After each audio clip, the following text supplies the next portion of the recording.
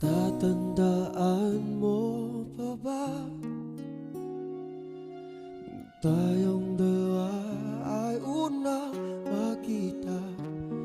Panahon ng kamusmusan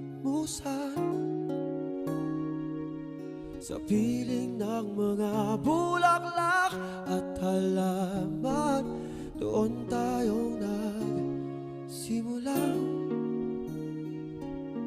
mangarap at tumulong.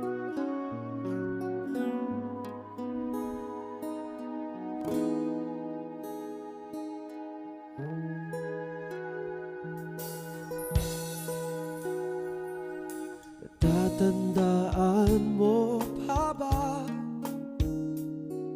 inugit kong puso sa punong mangga at ang inalay ko